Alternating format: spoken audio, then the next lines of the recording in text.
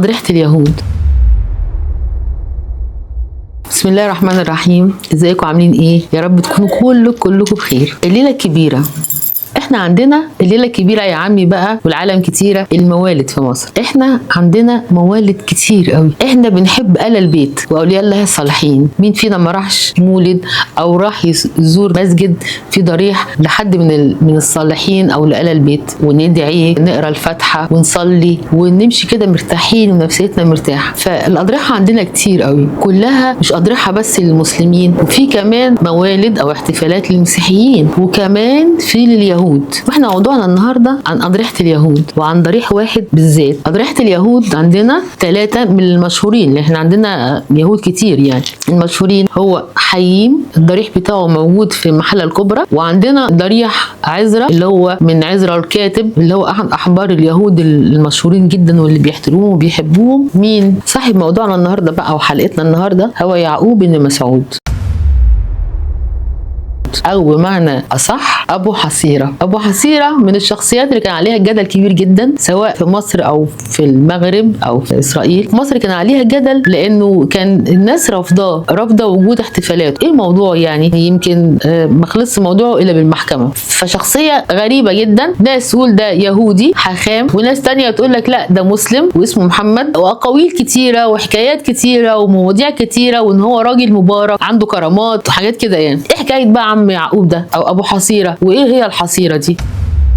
مفروض ان هو من جنوب المغرب، وان هو من عيله، على كلام اليهود بقى، من عيله حاخامات كبيره في المغرب اسمها عيله الباز، واتولد سنه 1805 او 6 كده. حب يزور الاماكن المقدسه في فلسطين، اخذ مركب او سفينه عشان توديه فلسطين، لكن السفينه غرقت. ماشي، بعدين كل اللي فيها ماتوا الا هو بس مش هو لوحده، هو واتعلق وتشبث بحاجه كانت معاه. ايه هي بقى؟ حصيره. كانت معاه حصيره، فمسك في الحصيره، قعد عليها على الميه، وموجه توديه وموجه تجيبه بقى، وشغال كده لغايه ما وصل سوريا. لما راح سوريا، نزل من سوريا راح على فلسطين عشان يزور الاماكن المقدسه اللي كان جاي لها قصدها من الاول، وراح زار بقى وصلى ودعا وعيط على حاره المبكى بتاعهم هناك، وقال لك انا هروح المغرب ماشي على رجلي. ماشي يا عم يعقوب. مشي يا عم يعقوب وهو رايح المغرب، عدى على مصر ونزل في قريه اسمها ديميتو، والقريه ديت من اطراف دمنهور كده يعني، تبع دمنهور. ومن نزل هناك ما تعرفش ايه السبب، ان هو استقر فيها شويه وقعد واشتغل اسكافي، يعني بيصلح الجزم ويعملها وكده. وكان يعني قال ان هو كان راجل عجوز، لكنه كان نشيط جدا، كان بيمشي كتير ويروح من مكان لمكان،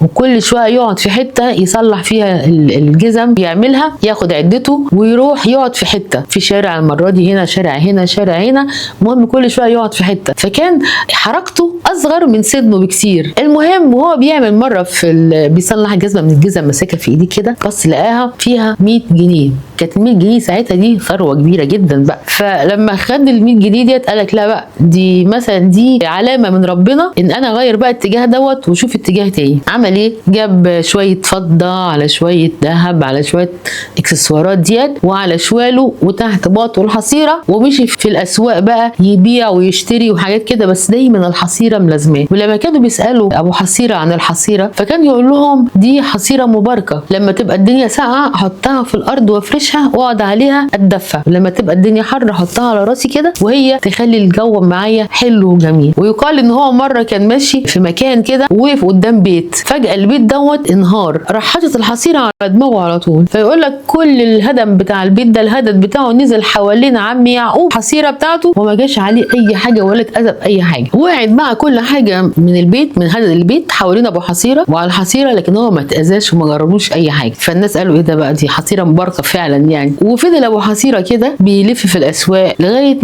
ما كان بقى بيقول للناس بعض النبوءات كده، يعني يقول لهم في جراد جاي، فالجراد يجي فعلا. كان دايما بيتكلم على اليهود كتير قوي، حتى من ضمن نبوءاته ان اليهود هيعملوا دوله كبيره قوي من بعد سنه 1950 و40 هيبقى ليهم دوله. المهم جاله واحد اسمه جميل ده قال له انا عايزه اخدمك واعيش كده جنبك وابقى معاك. فقال له ماشي اخدم. فضل بقى عم جميل دوت مع عم يعقوب رايح جاي في ديله ومعاه، وبقى يسوق لعم يعقوب، يعني يقول لك ده الراجل مبارك، ده الراجل بيقعد 40 يوم ما ياكلش وزاهد في كل حاجه وهو بتاع ربنا وراجل مبارك، ويقول بقى عليه حكايات واساطير ومواضيع خلت الناس بقى تروح لعم يعقوب دوت تساله على حاجات، تدعي لنا، ارقينا، ما اعرفش اعمل ايه، اقرا لنا شويه ميه على شويه حاجات، بقى ايه يفضل يشوف مسائل الناس عامله ايه. لغايه ما في مره ماشي قدام بيت كده وبعدين خبط عليه، فتحت له بنت صغيره كده، قال لها ابوكي فين؟ فنهت ابوها، فجي قال له ايه؟ قال له انت هتموت ثالث جمعه من الشهر الجاي. فالراجل اتخض كده يعني اتاخد، بعدين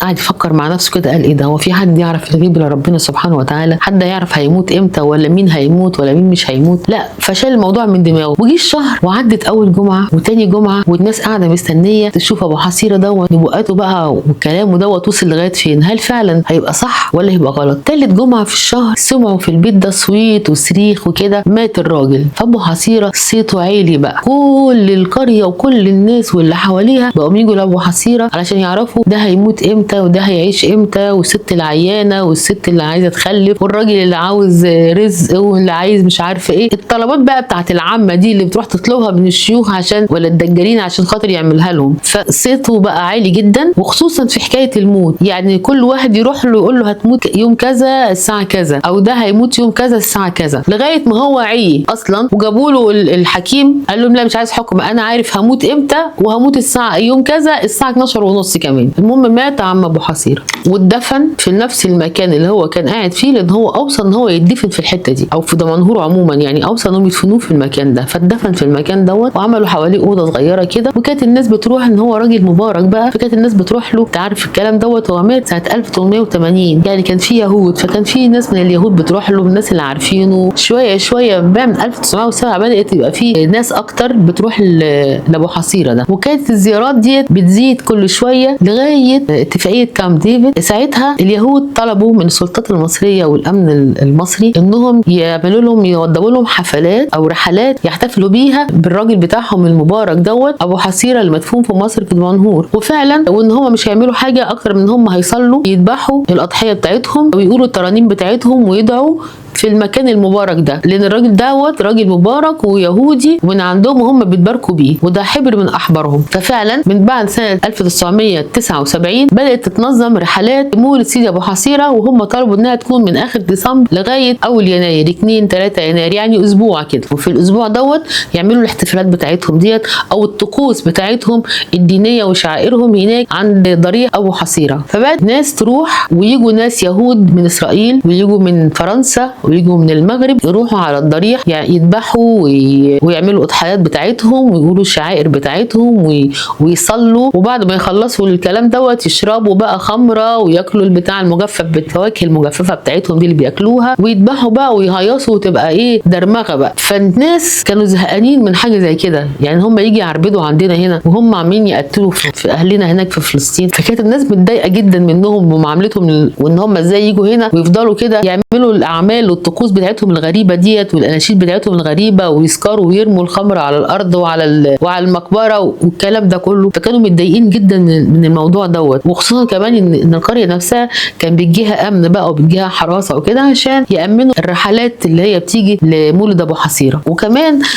فاروق حسني الوزير السابق للثقافه ادرك الضريح دوت ضمن الاثار الاسلاميه والقبطيه. في محامي مصري قال لك لا يا جماعه ده مش يهودي، ده انا عندي وثائق جايه من المغرب ان هو مسلم ومش يهودي. ده غير ان الناس كمان كانت رافضه الموضوع دوت ورافضين الاحتفالات بتاعتهم دي في مصر ومش طايقين اليهود اصلا. فاترفعت قضيه سنه 2001 في المحكمه الاداريه في اسكندريه الاداريه العليا وحكمت بالغاء الاحتفالات بتاعه ابو حصيره وحصل نقض. المهم سنه 2014 كان قرار نهائي من المحكمه انه يلغوا قرار بتاع الوزير السابق فاروق حسني ان هو يلغوا النهايه تبقى مدروجه بين الاثار المصريه الاسلاميه والقبطيه في مصر، ويلغوا قرار الاحتفالات ده تماما. وكمان كان هم طالبين رفات عم يعقوب. فطبعا المحكمه الغت كل حاجه وقالت ان نقل رفات اي واحد اتدفن في مصر وناعم في دفنه في مصر هنا ان هو يتنقل، لان مصر دي بلد اسلامي بتحتضن كل الديانات، الموتى ليهم حرمتهم سواء هم مسلمين او مسيحيين او يهود او اي ديانه، فالمسلمين بيحترموا كل الديانات. فمش هنقدر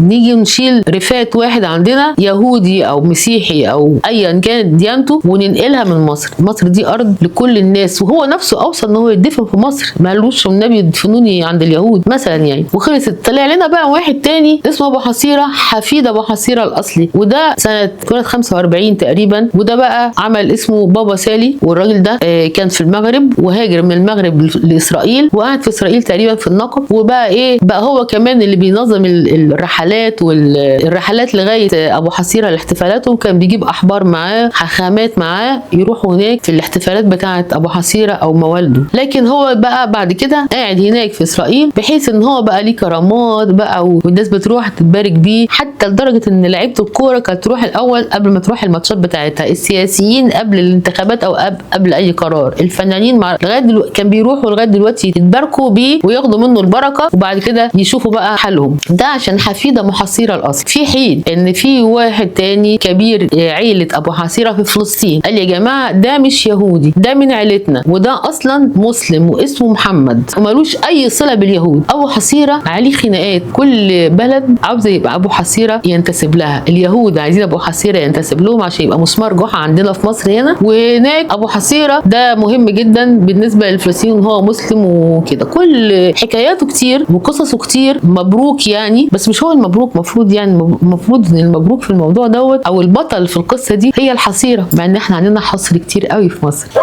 الباحث الفرنسي ريني قال ان في 3 موارد لليهود في مصر، واحد اسمه حييم الامشاطي، وواحد اسمه عزرا الكاتب او عزرا من نجل الكاتب. عزرا الكاتب ده كان حبر من احبار اليهود، حاجه كبيره قوي، وده من نسل تقريبا. وفي ابو حصيره عملنا عليه حلقه خلاص. عندك حييم ده، وحييم ده في المحله الكبرى وهو ليه ضريح هناك والناس بتروح تزوره ويعملوا له مولد برده كده، وكان برده جاي من المغرب وقعد فتره هناك في المحله. ولما اتدفن هناك وبيروحوا يعملوا له مولد، بيروح بقى كبير الاحبار في الرحله اللي رايحه له ديت بيقف ويقروا ويصلوا عليه ويجيب حته خشبه كده ويحطها ويبقى ماسك عصايه طويله في ايديه يدق العصايه في الارض ويكتب. الامشاطي دوت اللي هو ابو حييم ده من الناس اللي كتبت التوراه من فتره قديمه جدا، من ادم كتب التوراه اللي اتكتبت باليد كان الامشاطي. فيجيبوا كتاب الامشاطي ده يحطوه على القبر بتاع حييم ويقعدوا يصلوا ويدعوا، وبعدين يطلع 10 تانيين من الاحبار يقفوا على الخشبه ديت اللي عليها التوراه اللي كتبها الامشاطي دوت ويقعدوا يقروا ويدعوا ويعملوا المسائل بتاعتهم دي، الترانيم بتاعتهم دي. لكن بقى ده كان في المحله الكبرى وكان بيحضروا له في الاول، كان بيحضروا بتاع 500 واحد بس مش اكتر من كده، ودول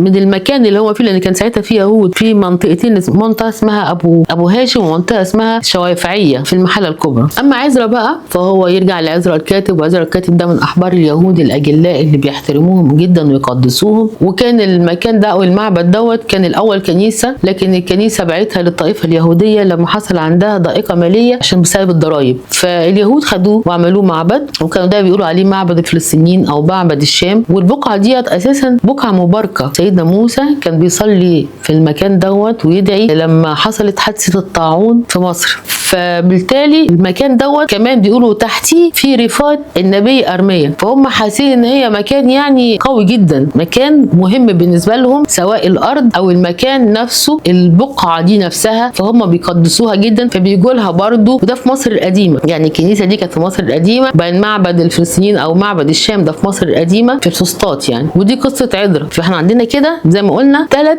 اضرحه يهوديه مشهوره في مصر، ابو حصيره وحييم في المحله الكبرى وعزرا في مصر القديمه. يا رب ما اكونش طولت عليكم.